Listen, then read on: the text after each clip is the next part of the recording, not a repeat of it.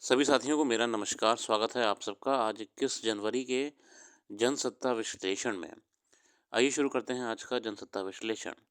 इससे पहले हम आगे बढ़ें, एक छोटी-सी बात आपको याद दिलानी थी कि इस साल के 21 दिन शुरुआती 21 दिन पूरे हो चुके हैं। कितनी जल्दी समय बीत जाता है। 1 तारीख को न्यू ईयर हुआ था और 21 तारीख आ गई आज देखते ही देखते। इसीलिए जो भी आपका इस साल लक्ष्य है, जो भी परीक्षा की तैयारी कर रहे हैं, एक चीज़ हमेशा ध्यान रखिएगा। समय देखते-देखते बहुत जल्दी आगे निकल जाता है। आपको अलर्ट रहना पड़ेगा। हर समय एक्टिव रहना पड़ेगा और एक डिसिप्लिन के साथ पढ़ाई करनी चाहिए। देख रहे हैं कितना जल्दी पता भी नहीं लगा कि साल का पहला महीने में 21 दिन हो चुके हैं। समय बहुत तेज़ भागता है। तो शुरू करते हैं आज की संपादकीय में पहली अंतर्राष्ट्रीय खबर आती है ये अमेरिका से। अमेरिका में फिर ट्रंप सरकार शपथ लेते ही लगाई सीमा पर आपातकाल। डोनाल्ड ट्रंप गवर्नमेंट ने अब अपना आगाज़ कर लिया है इनॉग्रेशन सेरेमनी के बाद से और कई एग्जीक्यूटिव ऑर्डर्स को साइन करा है जिनके जिनके आधार पे अब वो अपनी आने वाली नीतियों पे काम करेंगे। चाहे वो टैरिफ इम्प्लीमेंटेशन का हो, चाहे वो इमिग्रेशन के लिए बॉर्डर्स क्लोज करने का हो और बर्थ राइट सिटीजनशिप भी ख़त्म करने का उन्होंने अब कह दिया है। एग्जीक्यूटिव ऑर्डर जारी कर दिया है। जैसे पहले क्या होता था, लोग भले ही नागरिक नहीं बन सकते मगर वो लोग के बच्चों को नागरिकता मिल जाती थी जानबूझ के। प्रेगनेंसी के उस टाइम यूएस चले जाते थे जिस टाइम उन्हें पता था कि यहाँ डिलीवरी हो जाएगी और जैसे ही वो बच्चा यूएस में पैदा होता है वो यहाँ वहाँ का नागरिक हो जाता है। अब ये सिस्टम ऐसा बन गया है कि यूएस गवर्नमेंट ने सोचा है उसको बंद कर दिया जाए बाय बर्थ राइट। भरोसे के मामले में भारत फिसलकर तीसरे स्थान पर। सरकार, व्यवसायियों, मीडिया और गैर सरकारी संगठनों पर आम लोगों के भरोसे के मामले में भारत एक स्थान फिसल कर तीसरे पायदान पर आ गया है। सूची में चीन फिर से शीर्ष स्थान पर है। भारत के स्कोर में कोई बदलाव नहीं हुआ लेकिन बढ़ गए हुए स्कोर के आधार पर इंडोनेशिया ने भारत को पीछे छोड़कर दूसरे स्थान प्राप्त किया है। विश्व आर्थिक मंच वर्ल्ड इकोनॉमिक फोरम की वार्षिक रिपोर्ट की शुरुआत में पहले जारी वार्षिक एडलमैन ट्रस्टर बैरोमीटर रिपोर्ट जारी करके हुई रिपोर्ट के मुताबिक आम जनता के भरोसे की समग्र सूची में चीन फिर से शीर्ष पर रहा जबकि भारत का अंक अपरिवर्तित रहने के बावजूद ये तीसरे स्थान पर खिसक गया क्योंकि अंक में बढ़ोतरी हासिल करके इंडोनेशिया दूसरे स्थान पर पहुंच गया है। वर्ल्ड इकोनॉमिक फोरम की एक नई रिपोर्ट में एडलमैन ट्रस्ट बैरोमीटर के मुताबिक भारत की जनता ट्रस्ट नहीं करती है गवर्नमेंट इंस्टीट्यूशंस पे और अन्य संस्थाओं पे। इंडोनेशिया हमसे आगे है। शुरू करते हैं आज का संपादकीय बिना किसी देरी के। तो आज संपादकीय हम बात करेंगे कई मुद्दों को लेकर। शब्दों की दुनिया में दृश्यों का दबाव, अंततः न्याय और हादसे का सबक। तो जो हादसे का सबक वाला लेख है इसमें सबने बात करी है प्रयागराज में मैनेजमेंट को लेकर कि आज भी हम अपनी गलतियों से, कमियों से कुछ सीख नहीं रहे हैं। अब हुआ ये कि प्रयागराज में कल के पहले आग लगी एक सेक्टर में, कई तंबुओं में आग लग गई मगर व्यवस्था एकदम ठप थी। प्रयागराज को मेले में सबसे बड़ी चुनौती यही थी कि आयोजन बिना किसी हादसे के संपन्न हो मगर रविवार को मेले के एक हादसे में लगी आग से यही स्पष्ट हुआ कि व्यवस्था के हर मोर्चे पर चाक चौबंद होने के तमाम दावों के बरकस कुछ लोगों ने लापरवाही बरती।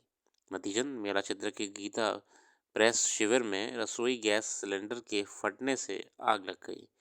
गनीमत बस ये रहा कि इसके बाद आग बुझाने और बचाव में काफ़ी तत्परता दिखाई गई। इसी वजह से आग के दायरे को समेटने और उस पर काबू पाने में कामयाबी मिली और कम से कम किसी की जान नहीं गई। वरना जिस स्तर पर आग लगी उसकी लपटें उठी उसमें घटना की भयावहता का अंदाज़ा लगाया जा सकता है। अगर बचाव दल की ओर से स्तर की त्वरित कार्रवाई नहीं होती तो जान माल के नुकसान का दायरा बहुत बड़ा भी हो सकता था। किसी भी धार्मिक आयोजन में होने वाले जमावड़े में लापरवाही की वजह से आग लगने या भीड़ के बेकाबू होने के बाद हादसे ना होने देने की सबसे बड़ी चुनौती और जिम्मेदारी होती है। ये पूरी इवेंट मैनेजमेंट की जाती है कि सारे स्टाफ को रेडी रखें किसी भी आपदा से। किसी जगह बरती गई मामूली लापरवाही भी गंभीर जोखिम पैदा कर सकती है। व्यवस्था को कायम रखने के लिए जिस तरह के व्यापक इंतजाम किए गए, अलग अलग महकमों से भारी संख्या में कर्मचारियों की तैनात किया गया, उसे दुर्घटनाओं को रोकने और उन पर काबू पाने की कोशिश जरूरी दिखी। मगर असली चुनौती किसी भी हादसे की संभावना तक को शून्य करना था। इसमें फ़िलहाल एक मोर्चे पर नाकामी सामने आई है। अब उम्मीद की जानी चाहिए कि उसे सबक लेकर सभी स्तर पर सुरक्षा व्यवस्था, निगरानी और बचाव के ऐसे इंतजामों में कोई भी कोताही नहीं हो जाएगी।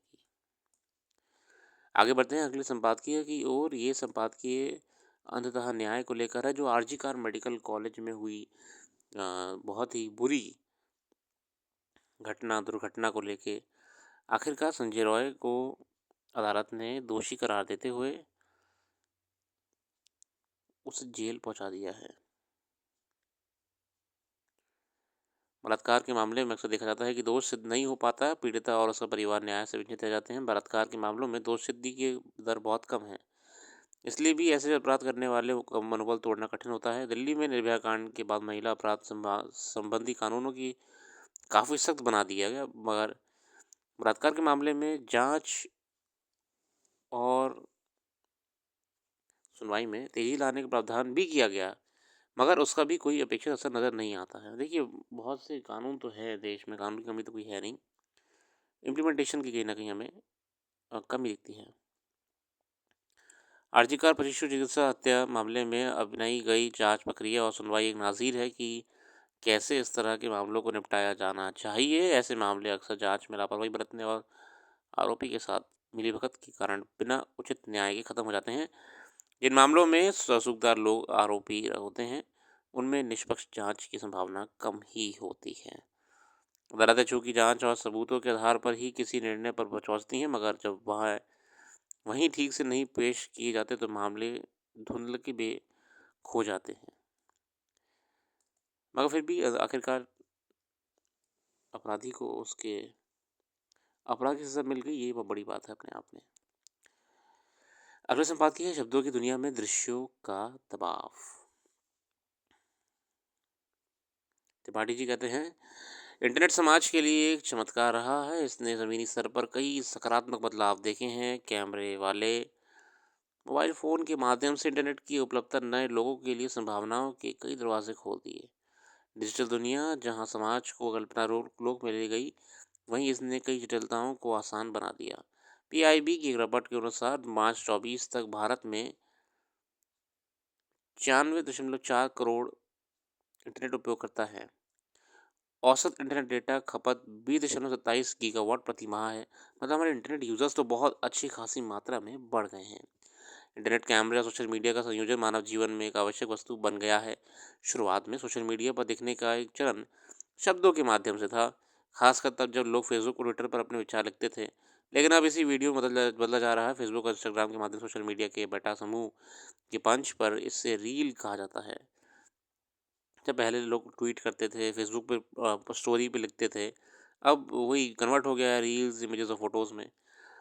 आम आदमी की सामान्य प्रवृत्ति खुद को लोगों के सामने पेश करने की होती है, इसलिए सोशल मीडिया पर रील, शॉर्ट्स, प्रैंक और सेल्फी आदि के रूप में पेश किए जा रहा है, जिसका मुख्य लक्ष्य इंटरनेट की दुनिया में वायरल होना या सुर्खियों में आना है। हर कोई इस समय फेमस हो जाता है और ये प्लेटफॉर्म बहुत ही अच्छा अपॉर्चुनिटी प्रोवाइड करा भी रहे हैं। हमारे सोशल मीडिया इन्फ्लुएंसर के रूप में एक नया सम्मानजनक दर्जा सामने आया है। अगर सोशल मीडिया ना होता तो उनमें से कोई लोग दूसरों का ध्यान आकर्षित नहीं कर पाते। हालांकि यह भी तथ्य है कि समाज में कई तरह की बुराइयां केवल वायरल होने की मंशा से उभर रही हैं। अब देखिए, पॉजिटिव और नेगेटिव एस्पेक्ट हर चीज़ के होते हैं, मगर हम ये भी नहीं झुकला सकते कि जो मौका इंटरनेट ने और सोशल मीडिया ने कई लोगों को जीवन में उठने का दिया है, वो मौका शायद सामान्य अवसंरचना से नहीं मिल पाता।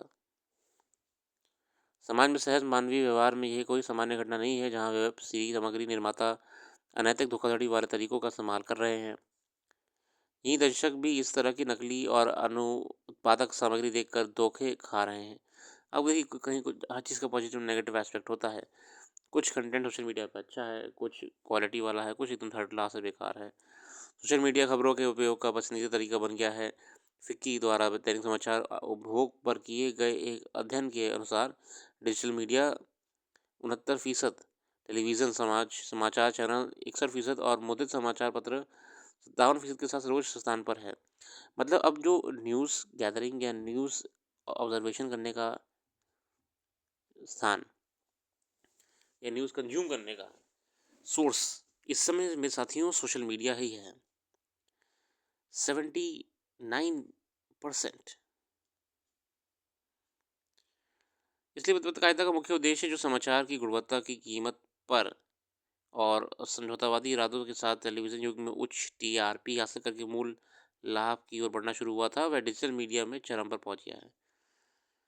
नतीजन नई मीडिया में पत्रकारिता की सहज भाषा के साथ एक विश्लेषणात्मक दृष्टिकोण और पारदर्शी समाचार की उपलब्धता न्यूनतम होती जा रही है। सामग्री का शीर्षक और वीडियो के थंबनेल मीडिया की नैतिकता और मूल्यों के बावजूद सनसनी पैदा करने के लिए डिज़ाइन किए जा रहे हैं।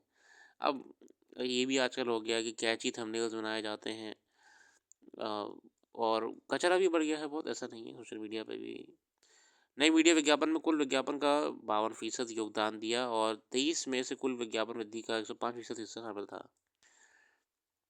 अच्छा, पारंपरिक ट्रेडिशनल मीडिया से भी अब स्विच हो चुका है, ये तो कन्फर्म है। टीवी न्यूज़पेपर स्विच होकर अब पहुंच गया आपके मोबाइल फ़ोन में।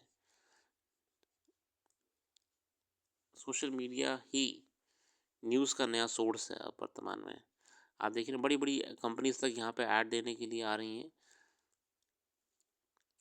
हो सकता है कि लाभ में इतना अंतर अधिक आबादी और समृद्ध भाषाओं में पर्याप्त वीडियो सामग्री की उपलब्धता के कारण हो सकती है, लेकिन कई एक बार कोई प्रभुत्व स्थापित हो जाने के बाद वैकल्पिक शक्ति के लिए उठना हमेशा की तरह अधिक चुनौतीपूर्ण हो जाता है।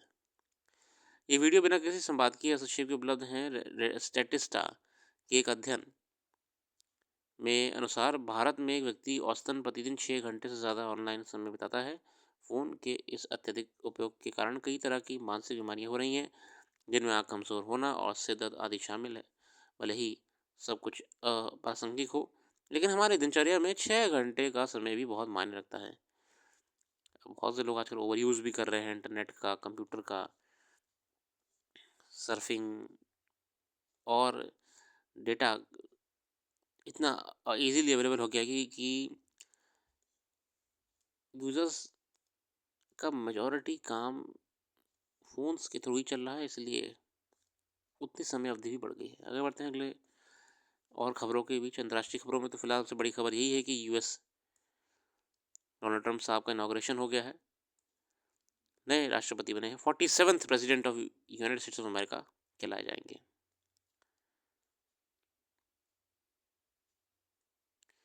ये वाली आप बहुत अच्छा पढ़िएगा आर्टिकल, ऑक्सफैम की रिपोर्ट है।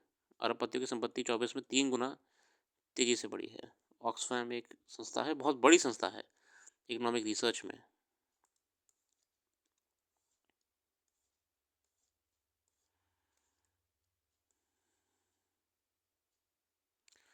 फिलहाल इसी साथ आज के लिए रखते हैं। अपना कीमती समय देने के लिए बहुत बहुत धन्यवाद। कल फिर आएंगे नई वीडियो के साथ, जुड़े रहिए और हमारी वेबसाइट को ज़रूर विजिट करिएगा, उसका लिंक डिस्क्रिप्शन में मौजूद है। आपको डिटेल में करंट अफेयर्स वहाँ पे देखने को मिल सकेगी।